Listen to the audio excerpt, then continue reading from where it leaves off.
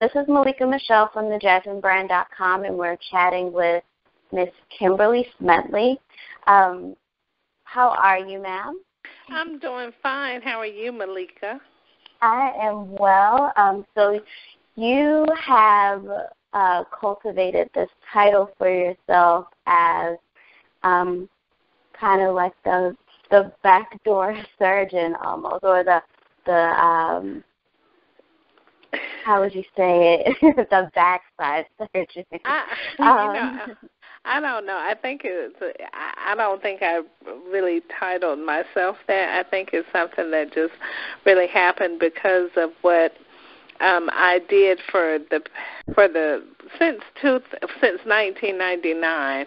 It ended in actually 2011. I was the go-to person for the black market silicone injections, and so I guess that's kind of how I got that name behind the butt. Mm-hmm. Well, your fame came from that. Was fame ever something that she sought out for, or did it just happen because of that one instance where that girl did happen to go to the hospital? Well, I think, are you asking me how the name came about, or, I'm sorry, ask me the question again, because I think I misunderstood what you said. Okay. You came from, your fame actually developed from, the procedures that you administered. Was that ever something that you sought after? No, it wasn't, because I'll tell you this, like anybody else that does anything illegal, you normally don't try to be in the forefront, so you normally try to stay, low-key behind the scenes. But I think the national attention came when the young lady did actually go to the hospital. But before that, it was always like an underground black market type thing, and, just word-of-mouth referrals. And the fact that I did a few celebrities did not hurt, you know what I mean? Mm-hmm. So. Okay. And then, you inherited your clientele from a friend who had administered the procedure on you first. Were you ever apprehensive to the procedure before you had it done? I was. I really was, because I did not know that much about it. And you're talking about back in 1998, 1999, where, people weren't even talking about getting Brazilian butt lifts at that particular time.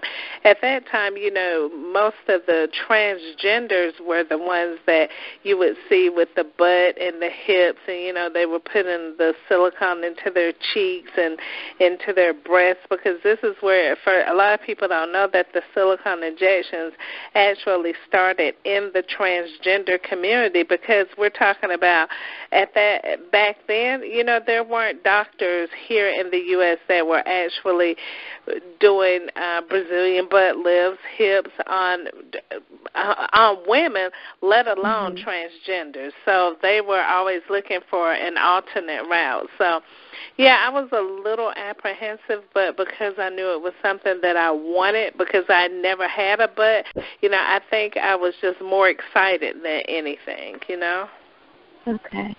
And, as a cast member on From the Bottom Up, in season 1, you discussed wanting to get your injections removed. Are you still considering to have that procedure done? Yes, I am. Actually, here's what's so funny. People have heard K.Michelle talk about, I'm getting my butt smaller. Here's the thing with that. I've gone to like 5 or 6 different doctors. There's one doctor in particular that does specialize in silicone removal. He's out of Miami, Florida. The thing with that, it's one of those things where if it's not bothering you, then you don't bother it. You know what I mean? Okay. So unless a woman is having some complications with the silicone injections, then it's better to not bother it, because the measures that you have to go to have it removed, the recovery time, the reconstructive surgery, it's very invasive and it's extreme. So I listened to K.Michelle a while back saying she was going to get, her butt smaller. She may have gotten lipo or lost weight in some area, but never did she get her butt. She didn't have the silicone removed because it's too invasive unless you're having issues with it. Mhm. Okay, so that means you won't even go through with the procedure. You don't even want to get them removed. You just would like to have it done. I would love to have it done, but I don't think at this time I'll be having it done after doing, my research and due diligence. Okay. And, speaking of K.Michelle, it's been rumored that she's actually been one of your clients. Was there ever a time when you wanted to tell her, like, okay, Kay, I think we've done enough already. She has a small frame, but she has this huge butt. Absolutely. There was a time when I told her she had enough, and what happened was she ended up going to someone else and letting them do more injections on her, because I was always the type, when I did it, I would always cut women off, because at some point it's not about the money anymore. It's about what's really going to look nice on you, and, what's going to not make it look like you actually had some work done. And that's what I always used to pride myself on, is making a woman look as natural as possible, because you have these women now that are running around with the skinny thighs and skinny legs, and their butts are just huge. And and it doesn't look right. Mhm. So, what's the most CCs you've ever used on one client? The most I would do one client, let me see, I got to add them up. It's been a minute, honey. 720 cc's at one time. Wow. And so in comparison to, like, a celebrity that we know today, who would you say would fit that 700? Oh, let me explain something to you. 700 cc's is just the max that I would do at one time, but then you have people that come back 2 and 3 times. So, okay, so in one setting, the most I did was 720 cc's, but overall, probably the most I've done. Girl, you got me doing some math here. It's probably 2,880 cc's. Wow. Because someone would come back maybe 3-4 times, and then not all the time would they get the max. I mean, you would have somebody that may come one time and get 720 cc's, and you got somebody that may come and get 360 cc's, and it goes on from there. So there was always a minimum and a maximum amount. Okay. And how long does a normal procedure take? Probably about 45 minutes. Wow, that's quick. That's faster than I thought it was. Is it just a small incision that you make? Well, it's not even an incision. Actually, the person is being pricked with a needle. So you're using a needle to inject the silicone into the buttocks.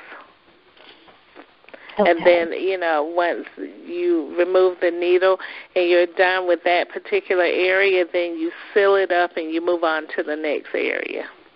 Okay. Oh, which brings me to one thing that I've started is it's called Behind the Butt series. And so what I will be talking about on these different series, they're going to be like little 1-minute episodes on Instagram, but it's going to be housed on YouTube. I will actually go very deep into some of these questions that you have. The questions that you have, I'll be answering those questions, and then I have women that often hit me up on my website, or they'll inbox me talking about some of the issues that they're having or some of their thoughts on the silicone injections. So I will be addressing those things as well as educating educating women. You know, you have some women that have really been scarred and are having physical issues because they've gotten the silicone injections. So I'll be talking about that as well, and actually going and talking to some of the doctors that actually specialize in the removal of silicone injections. And there's one thing I must say to women now is that we consider this a cosmetic procedure, right? So because it is a cosmetic procedure, insurance does not cover it. I've had women tell me that they've gone to the hospital, in the emergency room, because they were having issues. And the emergency room, once they got their medical bill, it was like $50,000-$60,000. Because your insurance will not cover these procedures to have the silicone removed. So that's something that women need to know as well. You know, and I myself did not know it. You know, I've been very blessed to not have had some of these issues that some of these women are having. But, you know, once you get this, people really need to know that if there's an issue with it, the insurance will not pay for the removal of it. Okay, I already knew that it was a cosmetic procedure, but I just thought that, it starts to threaten your life and you were to go to the emergency room, there's some type of, moral code that a doctor should have, to want to save your life, even though it was your choice to go ahead and have this done. Yeah, so that is shocking. That is very shocking. And so, I did not know that. And I've been very blessed that the women that I've done, thousands and thousands of women that I did over a 12, 13-year period, I've not had one of them to come back to me and say that they've had any issues. So I'm very blessed to know that. Okay, so then the young lady in Baltimore who was hospitalized, she was not one of your clients, or was she? Yes, she was. She was one of my clients, and it's so funny because she had gone to myself as well as a transgender in Philadelphia who, by the way, now is serving a prison sentence because he actually killed someone. Well, when she called me and told me that she was having some issues, I'm the one who told her to go to the hospital. The first thing in my mind was like, okay, well, you need to go and make sure that everything is okay. So I can't say exactly what happened when she went to the hospital. However, I do know that I was not the last person that had actually administered the injections to her. So when she went to the hospital, she had to give them my name as well as the transgender's name, but the transgender at that particular time was on the run. So what happened is because the authorities got involved, it opened up a big investigation on me, and it was federal because I was crossing state lines. I live in Atlanta, so I was leaving from Georgia going to D.C. to do the injections, and it launched a big federal investigation, and they went through my finances, and what people should know, or may be interested in knowing is I was not charged with silicone injections.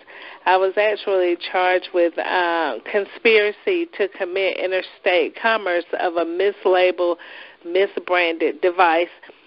And that happened because I would always have the silicone in water bottles because for no reason other than it was easier to travel with because I didn't want to risk the silicone falling, spilling in my luggage or anything. So that's what I was charged with. The young lady that said that I injured her, when I went to court, she never even came and testified. So my case was it wasn't even about the young lady. It was more about my finances and the fact that, I was committing interstate commerce. Okay. And so after that, it caused you to, serve some time. And then from that release, you wrote your book, The Backside of the Story, and now you're on From the Bottom Up. Do you think with those two things set in place and, you you have your spa and other things going on for yourself. Do you think with that the public's perception of you has changed? I do. I've not received, and let me just share this. When I was first approached about being a part of From the Bottom Up, I was so nervous because I truly did not know how the public was going to perceive me. I had no idea. But I will say this. It was more positive than there was negative. So people embraced me. People were asking questions. They were curious. And I have been very fortunate to be able to take that and turn my life around. Like you said, I do have the spa. I do have a book. And, I do so many other things. I actually, I started breeding dogs.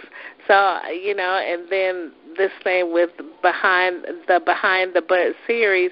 So I've been very blessed to be able to start over. And for me, being on the show is more than just, okay, well, I'm on a reality show. But I will be honest with you.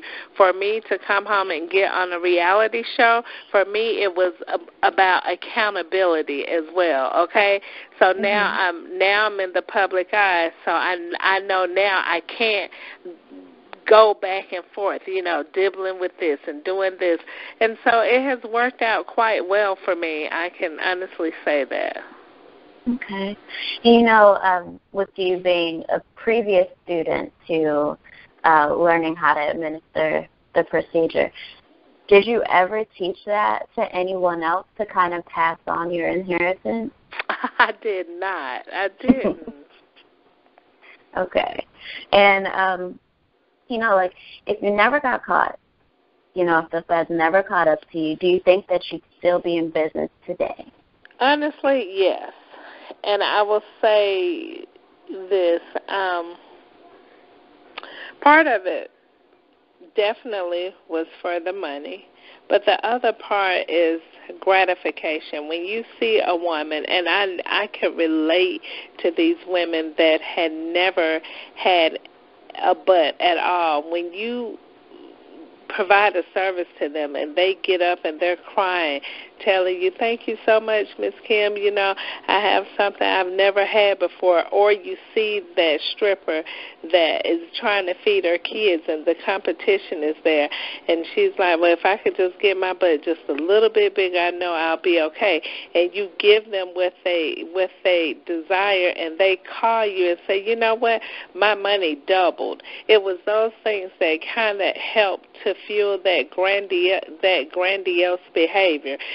So then I started feeling like, oh, okay, so I'm not really hurting anybody, and I'm helping people to feel better about themselves, because I, too, was that woman that struggled with low self-esteem and feeling like, my body didn't look like these other girls that were out here doing it and, getting it. So I could relate. But I'm so grateful that I did have a chance to stop, because guess what? Who's to say I wouldn't have killed someone? And I don't think that's something that I could live with. Right. And so are you now using your experiences from that to, be a positive influence to women in a different way, not for them to go necessarily under the knife to build their self-esteem, but motivating them mentally? Yes.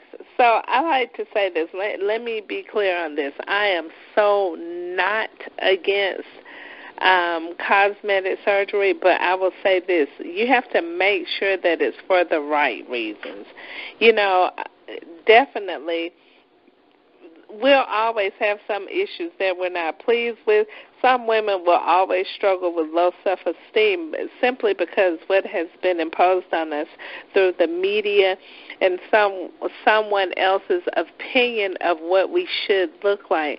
So I feel like we will always have those issues, the self-esteem issues. But what I would like for women to know is that when you do these things, you have to make sure you're doing them for the right reason. And what we as women have to do is work on ourselves from the inside out, not from the outside in, but from the inside out.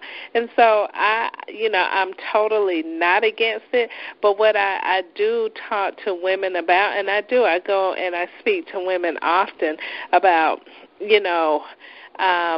self-love, self-worth, and just knowing what it takes to make you feel better from the inside out. So I just want women to know that, hey, just make sure that you're doing it for the right reason.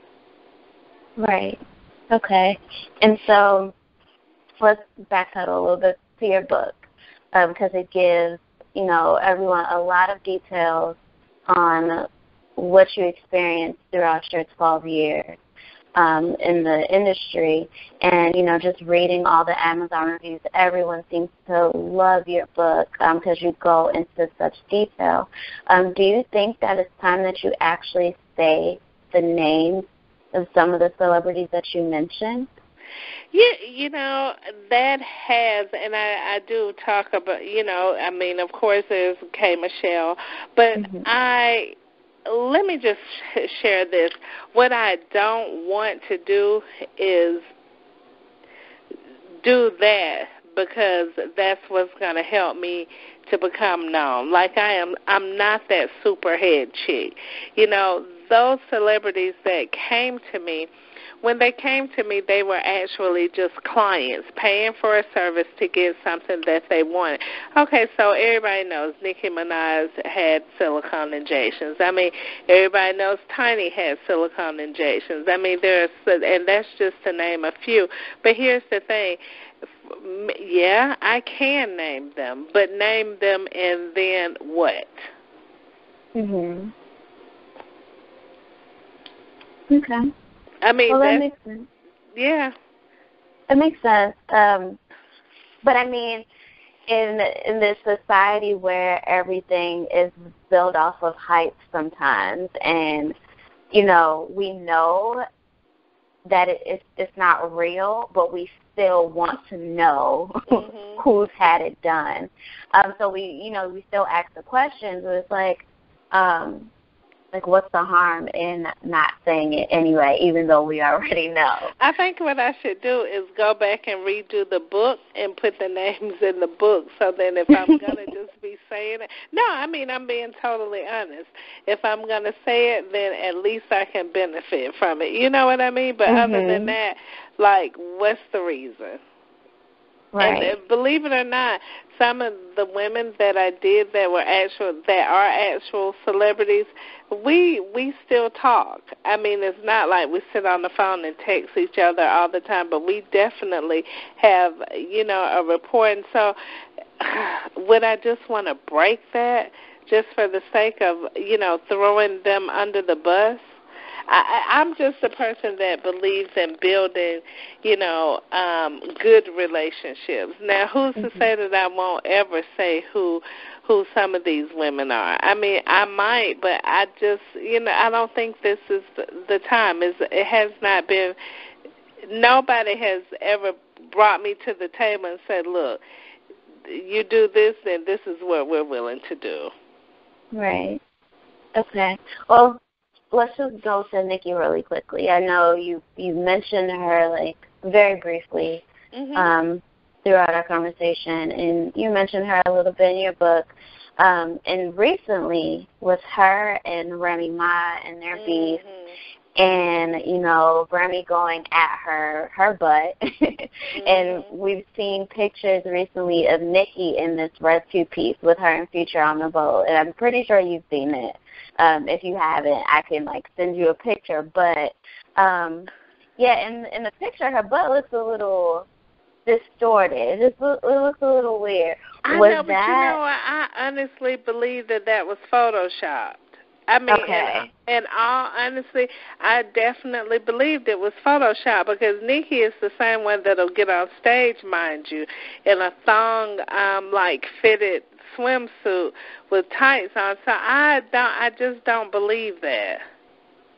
Okay. Well, if that's some of your original work, is that something that can be fixed? Like, has there ever been a time where, the injections have, dropped and you have to go back in and fix them? No, I've never done any injections that drop because I feel I would like to say that I was trained properly, because even after the guy that passed his business on to me died, I was always in the Dominican Republic talking to doctors over there, and I was always finding out information. And I would tell you this, sometimes those issues did happen, because I had several women come to me and their butt looks as if they had on a diaper, because whoever did the injections injected them too low. And see, what people don't know is that gravity in nature pulls everything down. So if someone was getting injected really low, it's going to pull it down, and it's going to start to look horrible as the years go on. So, no, let me just say, there's nothing you can do to fix that. I wouldn't be able to fix it, so then they would definitely have to go to a plastic surgeon that specializes in the silicone. A lot of women go to regular cosmetic surgeons and think that they can just get lipo to help that. It does not help. You have to go to someone that specializes in that. Okay. Was there ever one celebrity client that kept coming back? Yes. There were a couple. Can you name names? Do I name names? Can you? No, I won't with you all. I'm so sorry. No. Okay. Well, I mean, so in my eyes, it seems like when Black women get the procedure done, we're the stereotypical ones to get it done. Were there any other women of any other ethnicities that would come to you? Caucasian women, the ones that dated Black men. Caucasian women, the ones that worked in strip club. A lot of Hispanic women have injections. A lot of them have gotten them done out of the country, like the Dominican Republic, Colombia, because it's known over there. And, Hispanic women, they're close to Black women, so there are a lot of those that have them done. I've actually had a few Asian clients. So, yeah, my clientele was very diverse. Okay. And, you mentioned that you used some of your profits to provide for your family, and you gave some of them as church offerings. Did you ever feel guilty putting that money into the collection plate? I didn't, because the way that I looked at it, it wasn't drug money. It was just money that, for me, it was just a job. So, no, because when I looked at what the money was going towards, the building up of the ministry that I was in, I did not feel guilty. And, people say, well, it was illegal. Yeah, it was illegal, but I didn't hold a gun to anyone's head. I never sat down and lied to women and told them I was a doctor. I just didn't. And when it came time to file my taxes, I always filed my taxes. So, no, I didn't feel guilty at all. Okay. I probably felt more guilty because the ministry that I sat up under, my pastor did not actually know what I did for a living. Okay. So that's probably where, more so than anything, the guilt came from. All right. What was the first thing that you remember purchasing when you saw that, business was booming? Paid my son's tuition. I paid his entire tuition through Tuskegee University. And I'll tell you this, my son is the first male in our family for probably about 4 generations that actually went to college and graduated. That's amazing. It's really good. Yeah, he sure did. Have you been able to pay off all of your debts to the IRS? I have not. I still owe the IRS, and I'm working on that. So, yeah, it's like I had some people to say, well, you gained this and you came home and you wrote a book.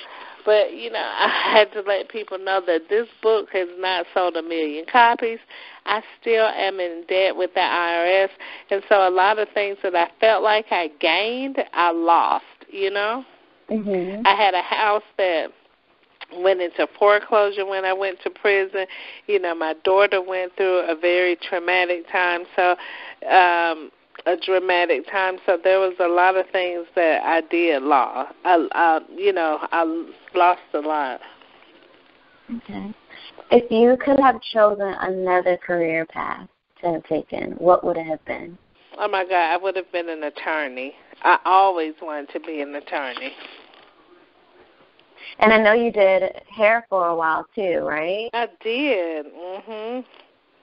Okay, so you were gonna, you know, go from doing hair to law. Like you're the ultimate businesswoman. I will say this: I am truly a serial entrepreneur because one thing I will do, I don't have fear. So fear of failure does not exist for me. I will try something, and then if it doesn't work, I'll just say, well, hey, I tried it. It didn't work.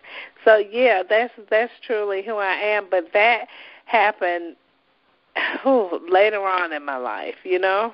Mm-hmm. Because I also used to build houses. I was successful with building houses until the market crashed in 2008. So, yeah, I did that too. Okay. Mm-hmm. All right. And was there ever a time during, you know, from, 2008 to 2011 that you just wanted to stop or say, hey, this? Oh, my God, that probably started to happen for me in not 2008, but probably in 2005, because it got to the point that's what I did, and it's like you're living a double life. I would go to work because that's what it was to me as a job. I would go and do my job during the week. Then I would come home and I was in church with my kids on Sunday. So it was like I was living a double life. And there were times that I wanted to stop. I mean, honey, times I changed my phone number and people would they would find me. Wow. So, yeah, I tried, and then or something would happen where the money would get short, and I would go back just to make a little extra money, and then I would end up getting caught up into that lifestyle again. Yeah, because it's quick money, right? As long as someone has your number, you can make an appointment. Absolutely. What's the most appointments you've booked in one day? Probably about 20. Okay. So you do 20 clients.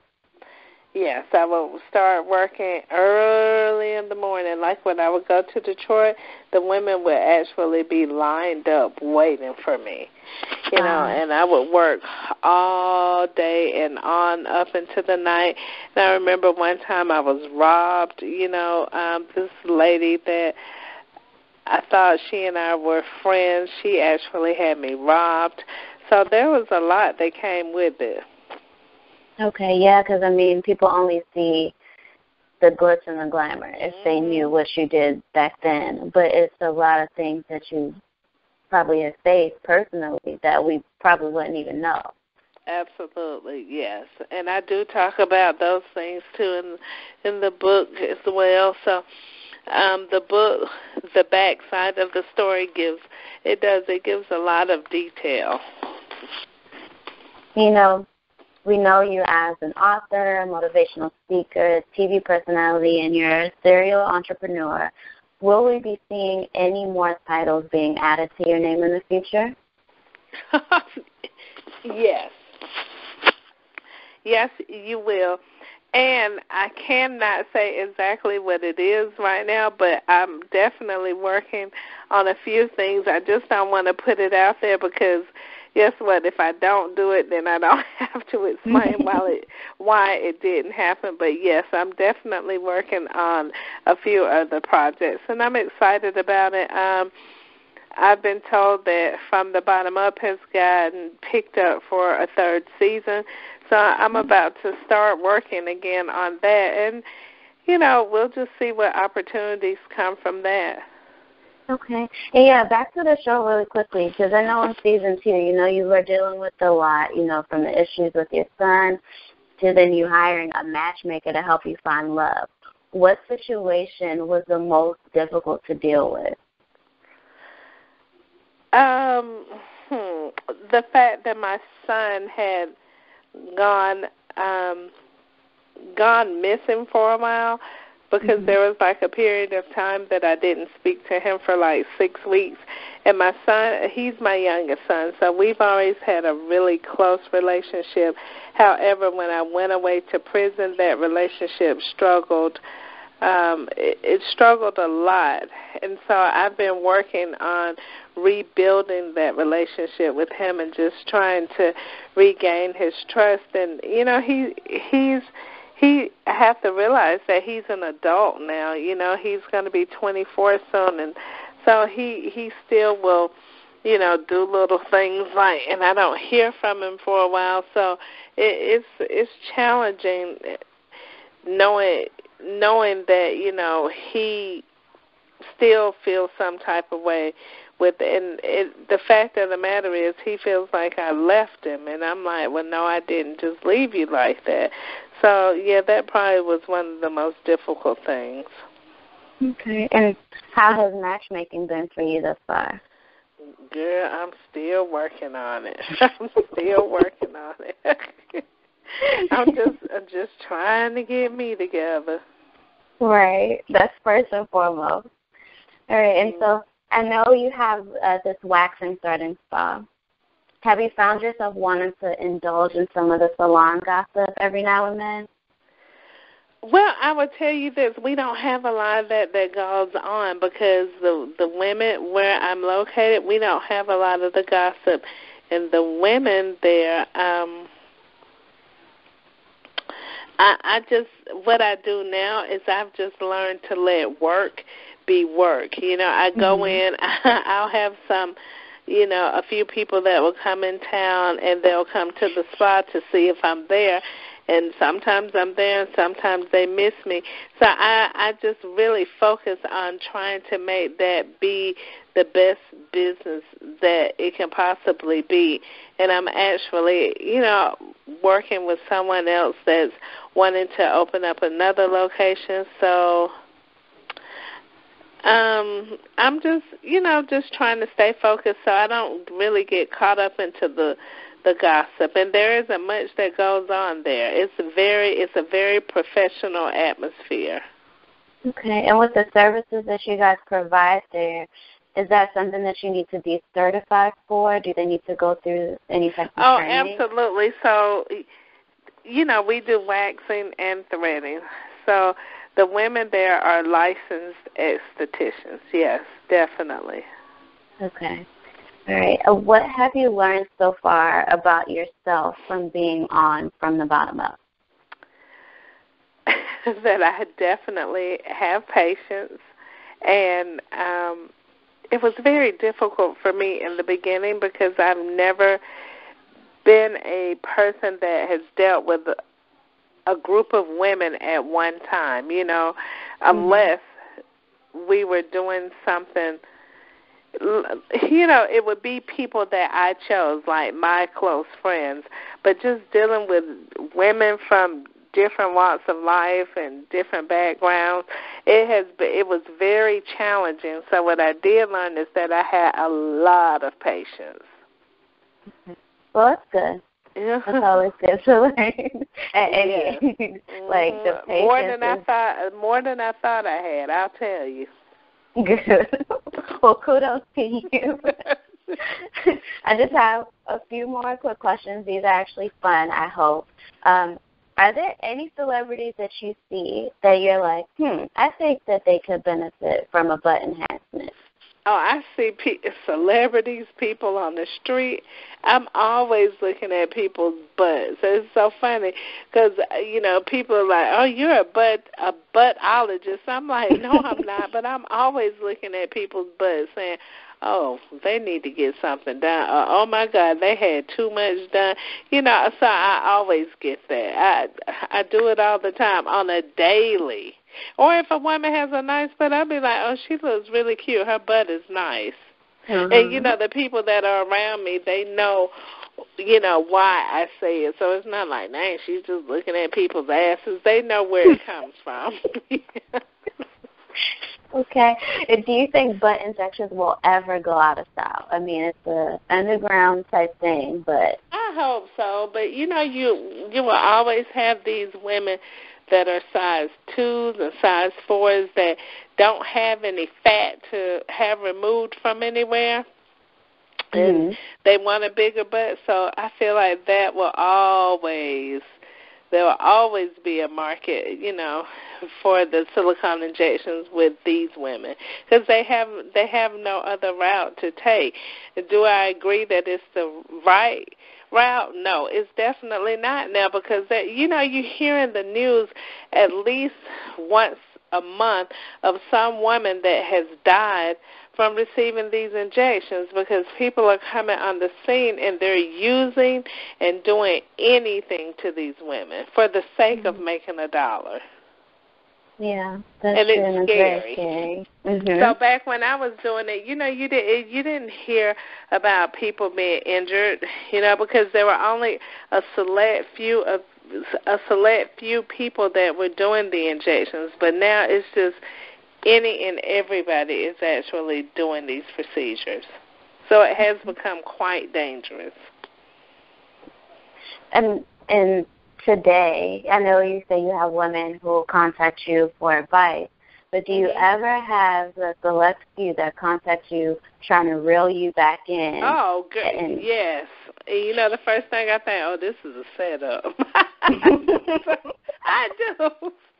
I just had a woman to contact me 3 days ago, and she's like, she hit me up on my DM, and she was like, I need to talk to you about some business. Now, immediately when they say that and they don't go into detail, I already know what it's about. So I just, I just ignore them. Is it ever tempting? Like, honey, let me tell you something. When you're sitting over here, sitting like I am, and you're used to making $20,000 a month, and you might be lucky to only make $3,000 or $4,000 from your business. Is it tempting? But then I think about everything that I lost and the time I spent in prison. I went to federal prison, so it was a little bit better. But I just, then I'm like, let me just stay focused. Okay. Yeah. It's always good to remind yourself of those little things or those big things, because those are big things that you have to go through to say, okay, no, not this time, not again. You're not going to trick me. Okay, exactly. Well, that's... And I know that the best is yet to come. I'm hoping that, that the book will be a movie because it really is. And I'm not just saying this, but the book is a really good book. And there's never been a movie that has been done about these silicone injections. Yeah, and would you want to use your book to inform women of the harmful effects, like the side effects that could happen, or the positive sides, or both? I think that there would be room for both because you could talk about the horror stories, and then you could also talk about the women that that were lucky. Okay. Well, I think that's another title you can add to your resume: filmmaker and director. Yes, I think so. Yeah. Okay. I haven't thought about it like that, but yes, absolutely. I'm looking so forward to it, and I've released it into the universe, and so I'm just waiting and being patient and staying focused. Yeah, let's speak that into existence. Yes, well, thank you so much. You're so kind. Oh, thank you. And like I said before, I'm with thejasminebrand.com. My name is K.Michelle, and I really do appreciate you sitting here speaking with me, Ms. Kim. Thank you so Malika, much. I appreciate you having me. Thank you so much. It's been very delightful. Oh, thank you. Many blessings to you. Yes, thank you so much.